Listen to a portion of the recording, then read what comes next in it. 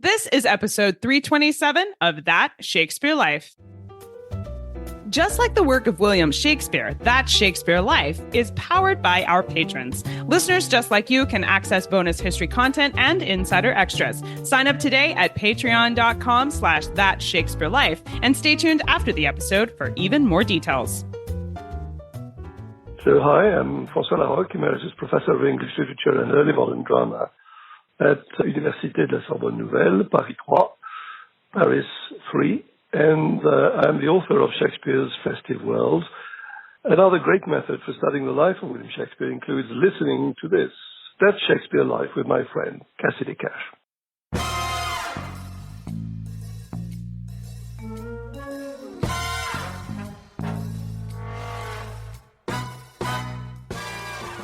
Everybody in Warwickshire was watching all of this unfold, including, we can assume, the Shakespeare family. Everybody was watching this dispute unfold over at least a decade. So when we move into 1583 and we have the sort of final downfall of Edward Arden, we have a very, very, very quick process, and that really sets it apart from other kinds of treason.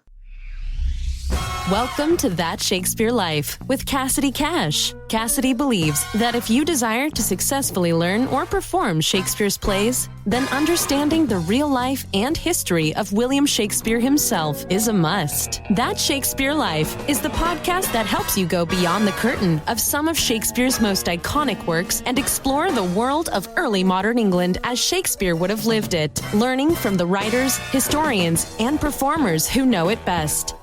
And now, here's Cassidy. William Shakespeare's mother, Mary, was Mary Arden before she married her husband, John Shakespeare. Mary's possible connection to the gentry Arden family has fascinated scholars and Shakespeare fans for many years. The Arden family was an established English gentry family in Warwickshire and one of a handful of Tudor families in England who could trace their lineage all the way back to the Anglo-Saxons. The family took their name from the Forest of Arden, used as a setting in Shakespeare's play As You Like It. In 1583, when William Shakespeare was just 19, the head of the family, Edward Arden, was executed, having been convicted of treason. Here today to share with us more history about the Arden family and Edward in particular and how he ended up in this hot water situation is our guest, Cathryn Enis. Cathryn Enis is an honorary research fellow at the University of Birmingham and a tutor for the University of Oxford's Department of Continuing Education. Her research focuses on the interaction between politics and cultural production, particularly with regard to William Shakespeare and the complex interaction between Shakespeare's legacy and the wider history of the English Midlands. She is the co-author of Shakespeare Before Shakespeare with Glenn Perry, which researches the Arden family in detail. See more information on Cathryn and her work in the show notes for today's episode. Hello, Cathryn. Welcome to That Shakespeare Life. Hello, it's lovely to be here. Were the Ardens a wealthy family in Warwickshire, and were they physically living close to the Shakespeares in the 16th century? Well, it's not so much that the Arden family themselves were living close to the Shakespeares. The Ardens actually lived at a manor house of Park Hall in North Warwickshire, but the family were extremely well known in Stratford and the surrounding villages because one of the daughters of Edward Arden was married to John Somerville, and he was a young gentleman, only a few years older than William Shakespeare, and he lived with his family in a place called Edston. Now, this is actually very close to, it's between the villages of Snitterfield and Wilmcote, where, of course, William Shakespeare's parents grew up. So we have Mary Arden in Wilmcote, and we have John Shakespeare in Snitterfield, and the Somervilles were at Edston, which was in between.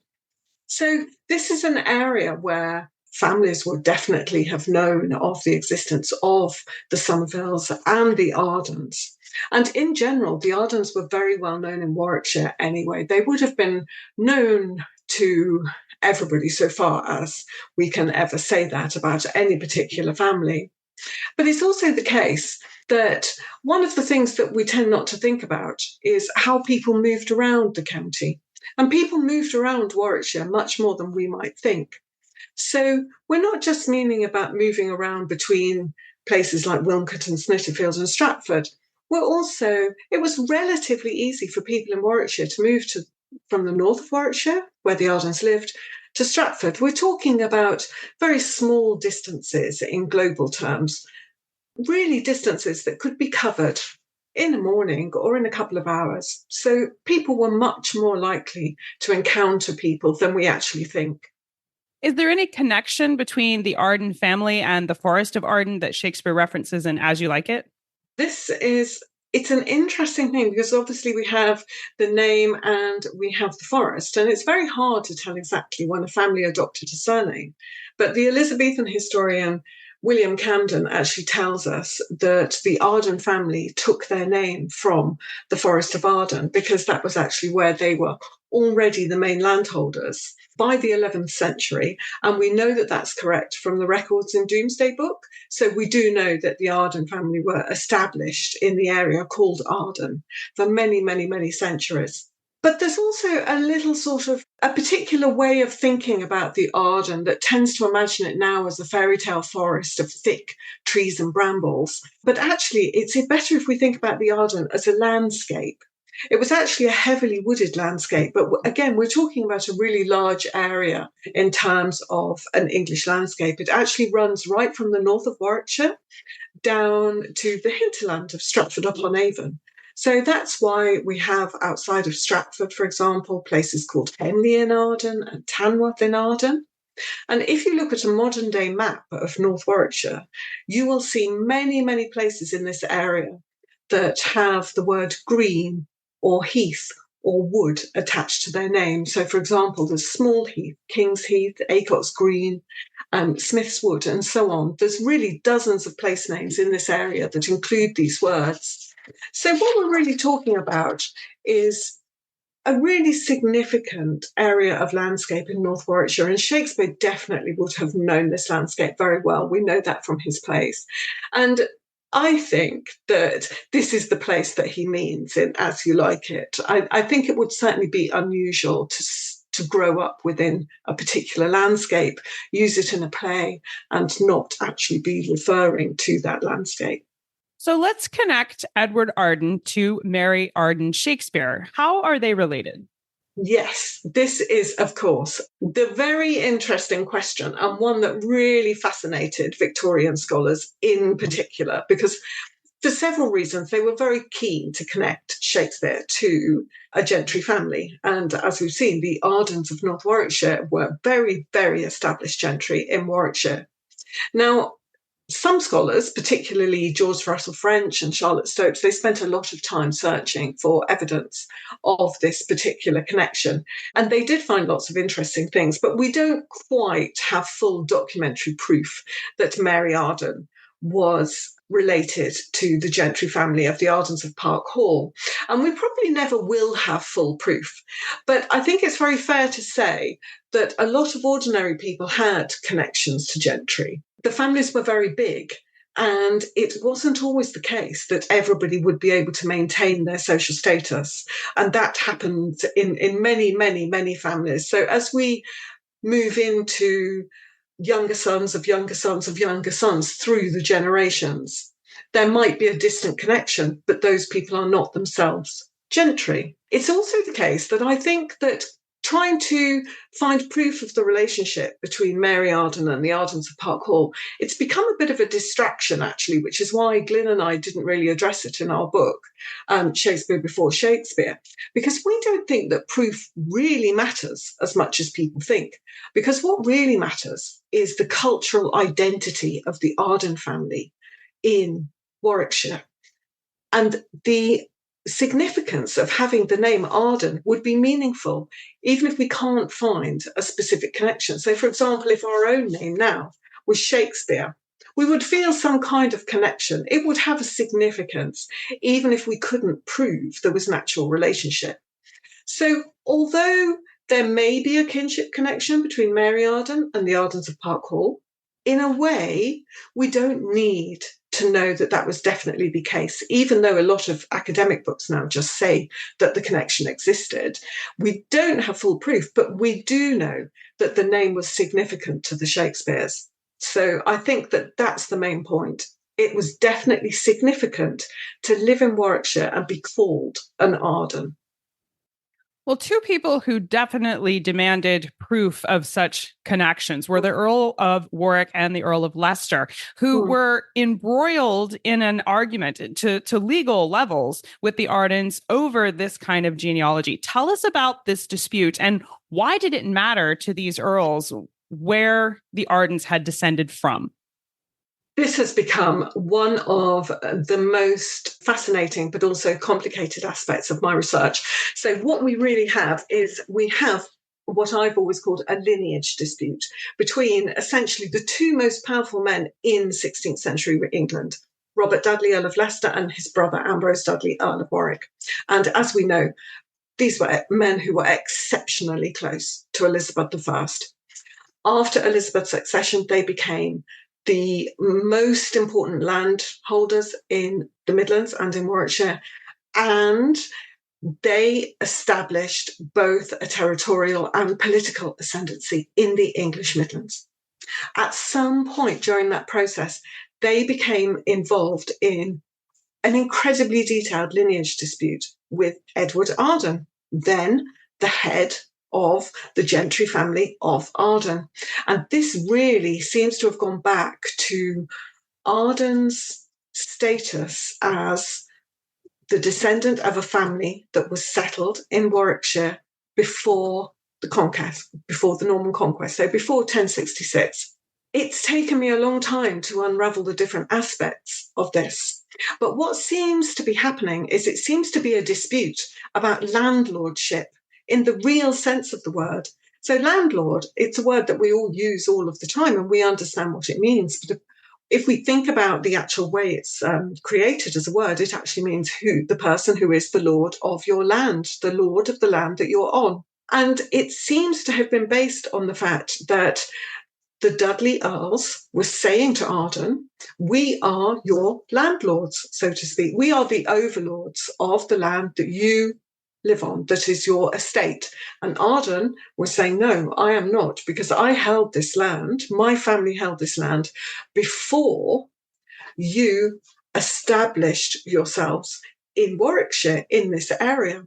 And actually, this whole idea of about the different ways we might hold land, but also the connection between land and allegiance, which is also quite a concept that's strongly linked to modern ideas of patriotism. They are actually having a dispute about the connection between land and loyalty.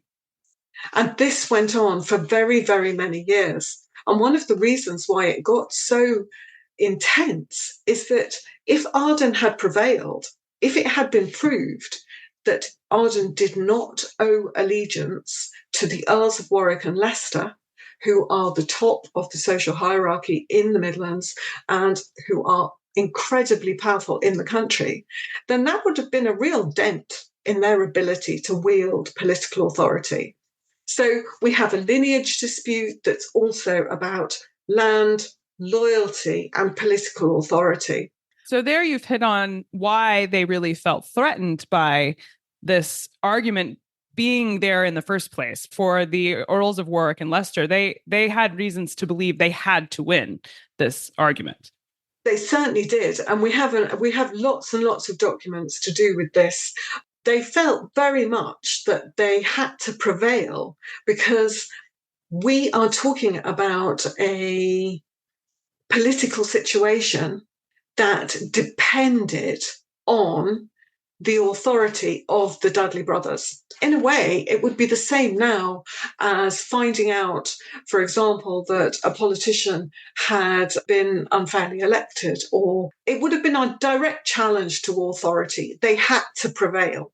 And this is a very interesting thing about it, actually, in the way that there's so many documents connected to it, is we can see how serious it was. It had to be ended one way or another. They couldn't just let it go. I wanted to ask about these documents because this was a society that didn't have birth certificates yet. So in terms of proving your lineage, what were the documents that the Ardens were bringing forward to say, here's how we can prove that we own this land? And I think you've alluded to the fact that they did not ultimately prevail in this evidence being successful for their argument. But what was it that they were showing and demonstrating, hey, here's how we know we belong here? Well, there's lots of different documents, and I'll go into that in a minute. But just to go back to the point of whether the Dudleys or the Ardens prevailed, actually, the lineage dispute was never resolved. It was only resolved by Arden being executed. So that actually resolved the dispute, but it never reached an official end, as so many of these kind of disputes didn't in the 16th century.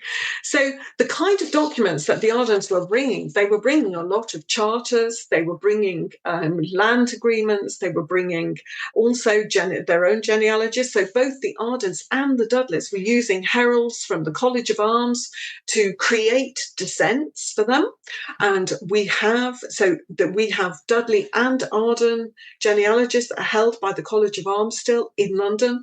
We also have all of the documents that the Ardens brought to show that they were living in Warwickshire, before the Norman conquest. We actually have all of the notes that were taken by the herald Robert Glover. We have his notebooks, and they're all in the British Library. So we have so many of the documents that were used in this dispute that we are able to trace, but it's taking a long time, the different stages of what was going on. Well, and it was an 11-year legal battle. And I think we can all appreciate the sheer volume of documentation that must have come out of something like that. It makes sense that there would be a lot to filter through.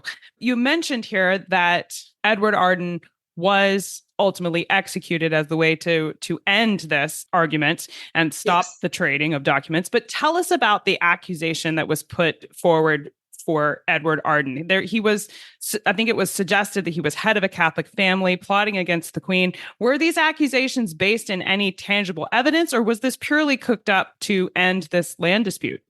Again, we are always moving on and finding out new things, new details about what happened between the Dudleys and the Ardens and the wider political environment in Warwickshire. And of course, everybody in Warwickshire was watching all of this unfold, including, we can assume, the Shakespeare family. Everybody was watching this dispute unfold over at least a decade.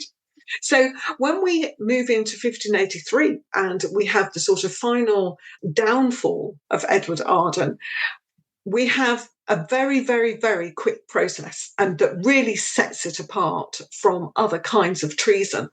So Glyn and I, we've argued that the allegations were cooked up, not specifically to end the dispute between Edward Arden and the Dudleys, but to deal with the bigger issue of possible political opposition to Elizabeth I, because Edward Arden was actually part of a network of men whose names are really, really well known to people who are interested in Elizabethan history. So we're talking about his brothers-in-law included Thomas Throckmorton.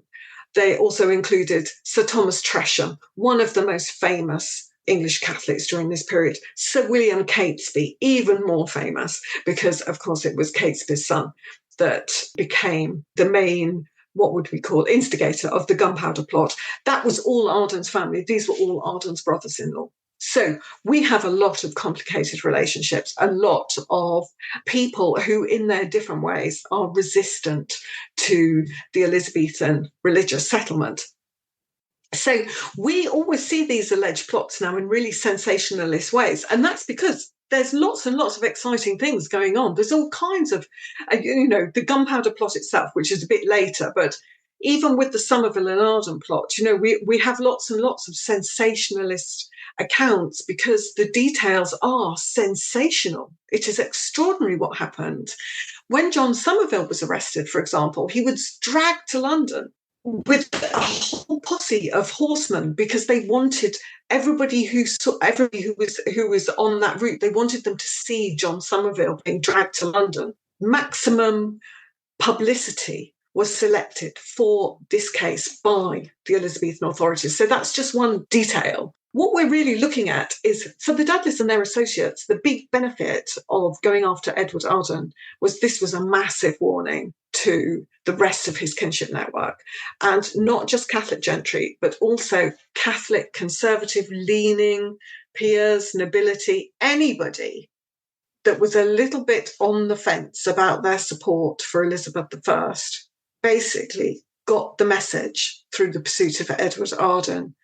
This is what we will do, and this is what can happen. And so that's also another reason why both the arrest of Arden and Somerville and the trial that they then had were held in London, in Guildhall. They were massive events. It was a massive show trial. And so far, we have not appreciated that the trial of Arden and Somerville was one of the show trials of the Elizabethan period. So that's something that I'm starting to focus on. So they were put on trial simultaneously together? Yes, they were, along with Edward Arden's wife, Mary Arden. This was really, really sensational because Mary Arden was also tried with her husband. So here we have Mary Arden, Edward's wife, namesake of William Shakespeare's mother. So we can, again, going back to this significance of names, if somebody is on trial and they have your same name, even now, there would be a kind of fascination in seeing what is happening to this person who shares your name. So Mary Arden on trial with Edward Arden and John Somerville and a Catholic priest called Hugh Hall. And they were put on trial in Guildhall in London, which was used as a trial venue for many of the most famous trials of the 16th century, including the Dudley brothers themselves during the reign of Mary I. So we have here all kinds of cultural resonances going on, and everybody was talking about it. We know that. We have extracts from letters, we have extracts in state papers, we have rhymes, we have poems, we have bits of sort of popular doggerel that was written about Arden and Somerville. So this was being heavily publicised as, look what will happen to you. So dramatic. When it all shakes out and Edward is ultimately executed, he was drawn, quartered, and decapitated, with his head being displayed on a pike in London as a warning to other would-be traitors. As this happened in 1583, William Shakespeare was newly married, we assume, trying to make his name in London. That is during his lost years. We don't know for sure, but he's headed in that direction. Would seeing his relative's head displayed in the city he's presumably about to head towards, would that have caused an upset, I think is what I'd like to call it, for the Shakespeare family? I think that it is likely that the execution of Edward Arden in Warwickshire caused an upset for a lot of families, including the Shakespeare family. What was potentially much more shocking, I would imagine, and again, I'm speculating, for William Shakespeare and for the young people of his age in Stratford-upon-Avon, was the execution alongside Edward Arden of his son-in-law, John Somerville, because John Somerville was only a few years older than William Shakespeare, and it was almost universally believed in Stratford and the area around Stratford that John Somerville had been set up. He was a young man who suffered from particular bouts of mental instability, and we have a lot of details now. Glyn and I have been able to find more and more details of the process that led to John being arrested, because it was only on John's testimony that Edward Arden was himself arrested and executed.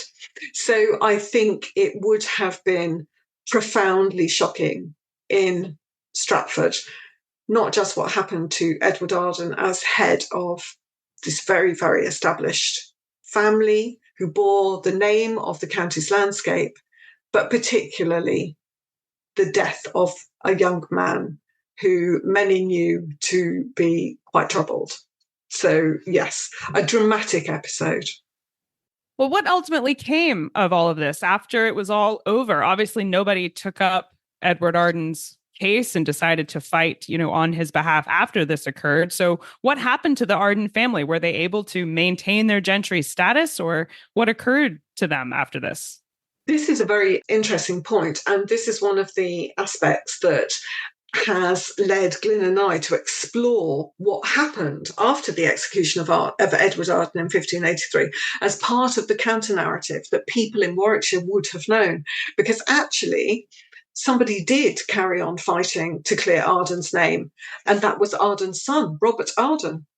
And he actually started a court case that lasted for decades. He didn't die until the 1630s.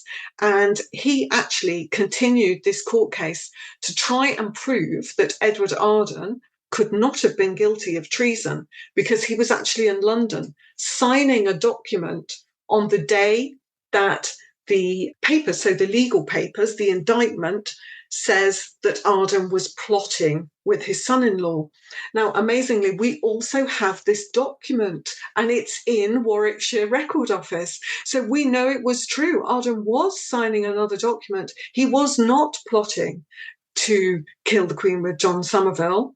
And there was a problem with the date in the papers indicting Edward Arden.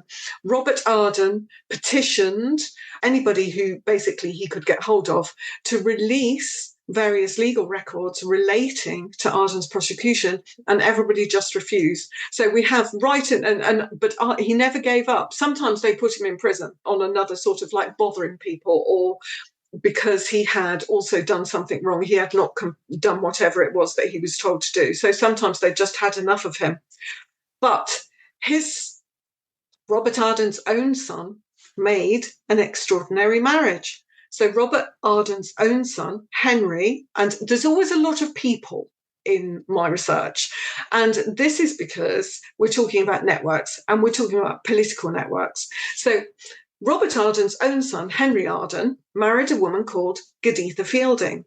Now, Geditha Fielding's brother, William Fielding, married a woman called Susan Villiers. And the name Villiers at the moment is becoming quite well known to people, because Susan was the sister of George, Duke of Buckingham and lover of James VI and First. So the Arden family not only retained their position in Warwickshire, they actually made this extremely advantageous marriage.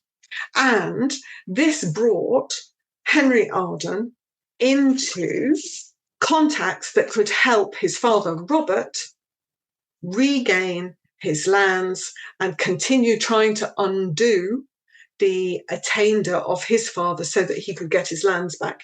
We're also looking, I have to say, there's a lot of people and there's a lot of very complicated legal cases. It is an incredibly complex story.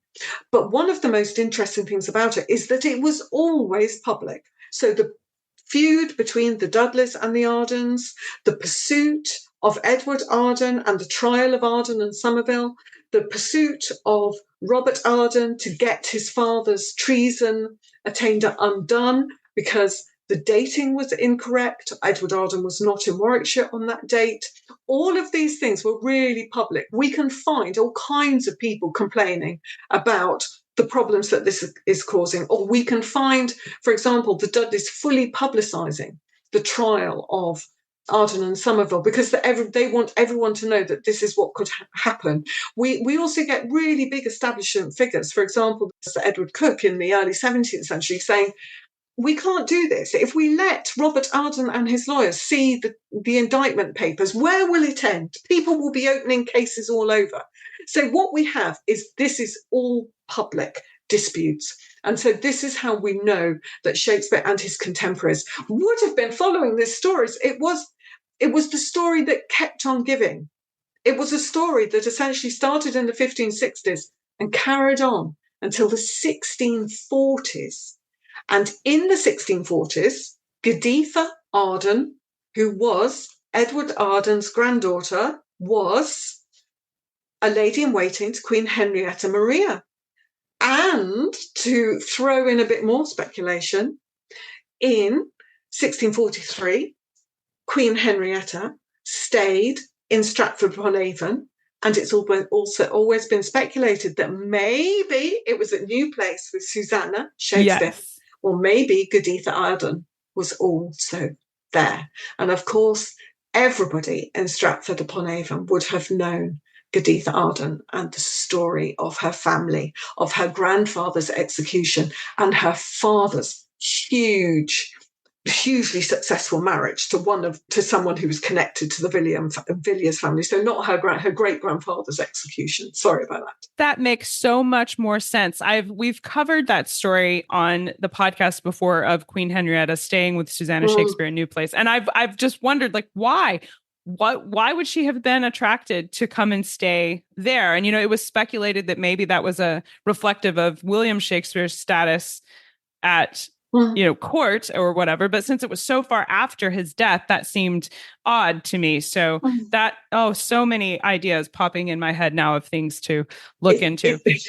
It is a narrative. It is a narrative. And I know that I always sound very, I try to make the details as clear as possible, but it is essentially a narrative of feuds, family, lineage, politics, that actually dominated the Midlands from the 1560s, when William Shakespeare was born, to the 1640s, when his daughter Susanna was by then mistress of New Place.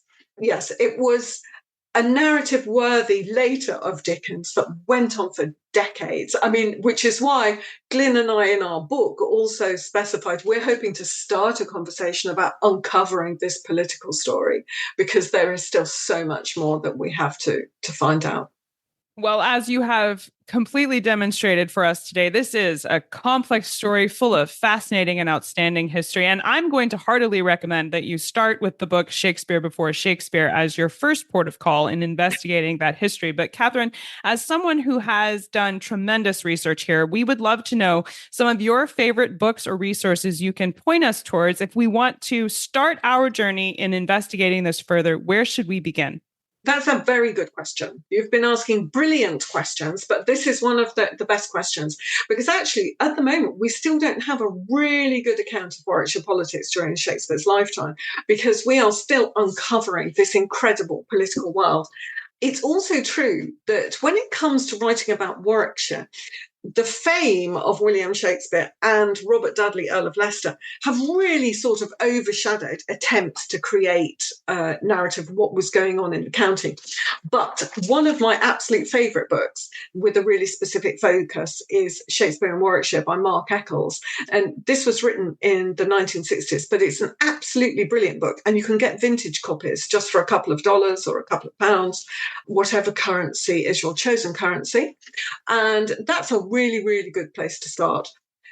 There's also a recent book called The Shakespeare Circle, which was an alternative biography, which includes lots and lots of really well-known Shakespeare scholars have taken somebody who was a contemporary of Shakespeare's or a member of the family and written about them. That is also a wonderful introduction to Shakespeare's kinship network in Warwickshire.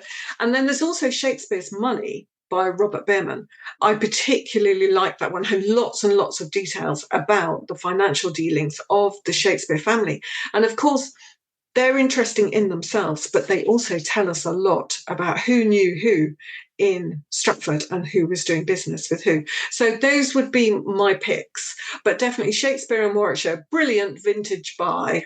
Those are excellent resources. We will link to these as well as the work that Cathryn Enis and Glenn Perry have done on this history in the show notes for today's episode. So stay tuned for the URL for where to find those. Cathryn, we ask everyone this next question here at That Shakespeare Life, and that's, what's the one book you would take with you on a deserted island? My friends in England tell me I'm supposed to allow you the complete works of Shakespeare and a copy of the Bible, so your choice would be in addition to those. I love being asked questions like this. I'm one of those people that always thinks of these answers. What would I say if somebody asked me this question? So I would definitely take the book A Place of Greater Safety by Hilary Mantel, because it's an extremely good book, but it's also really, really long. So that would be absolutely fantastic while I was waiting for rescue or to decide to come home again. I think that sounds like a good selection for your desert island choice and a great use of your time there for sure. So what's next for you? What are you working on now that you're excited about? Well, one of the things that I'm carrying on working on is actually thinking about how now that we are so, Glenn and I, so far into this political narrative, we're thinking about how history writing is strongly influenced by national stories, because the history of Warwickshire during Shakespeare's lifetime has really involved a good deal of forgetting. It has involved really overlooking a lot of what we know of contemporary politics to make it seem as if Shakespeare grew up in a specific kind of place that was sort of much more settled, more inward looking, more idyllic, and far less volatile and internationally connected than it really was.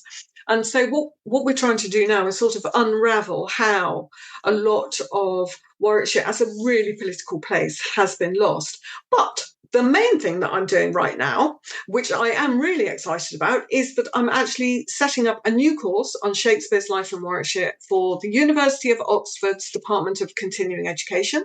That's going to start in September 2024. And it is part of their weekly Oxford Worldwide programme, which means it's online and people can join from anywhere in the world. I have already done a couple of these courses, and it's absolutely brilliant being able to get an international group together. And we read lots of lovely things, discuss lots of lovely things, look at lots of wonderful objects and artifacts, and meet once a week online to talk about Shakespeare and his life. So really excited about that. What a wonderful opportunity that is. We will place links to this course as well as more information on Cathryn Enis and her work in the show notes for today's episode. Cathryn, thank you so much for being here with us this week and taking us through the history of the Ardens and helping us understand that part of Shakespeare's history and their fascinating story. This has been a really exciting conversation, and I appreciate you taking the time to share it with us. Thank you. As promised, all of the direct links to the resources we've shared with you today, along with more information on our guest and how you can follow her work, is in the show notes for today's episode at CassidyCash.com/episode 327. While you're on our show notes page, if you would like a more in-depth look at some of the visual history of the Arden family, including copies of some of the primary documents we've talked about today related to Edward Arden's trial and execution, some of those letters and extracts, along with pictures of Mary Arden's farm and more information on the Forest of Arden, then use the Unlock with Patreon button on the show notes page to join us as a patron or log in using your Patreon credentials if you're already a supporter of our show. And all of these bonus history extras will expand right there on the show notes page. Again, that URL is CassidyCash.com/episode 327. That's CassidyCash.com/EP327. That Shakespeare Life is brought to you each week by listeners just like you who sign up to be our patrons. Patrons of our show get bonus history content with every episode, and patrons are invited to participate in the making of our show with a chance to submit questions they'd like asked on the air. Along with these special extras, we also offer educator resources on our Patreon page, including activity kits, lesson plans, and an entire printable resource library that coordinates not only with our show, but also with Shakespeare's plays. We tried to make it easy for you to take our podcast right into your classroom. Find out more and sign up today at patreon.com/thatshakespearelife. That's patreon.com/thatshakespearelife. That Shakespeare Life is researched and produced by me, Cassidy Cash. Our audio engineer is Gary Mayholm. That's it for this week. Thank you for listening. I'm Cassidy Cash, and I hope you learned something new about the Bard. I'll see you next time. Bye-bye. Thank you for listening to That Shakespeare Life. As always, the best conversations happen after the episode over at CassidyCash.com. Become a part of a vibrant Shakespeare conversation by adding your voice over at the website. Until next time, remember, when you want to know William Shakespeare, you have to go behind the curtain and into That Shakespeare Life.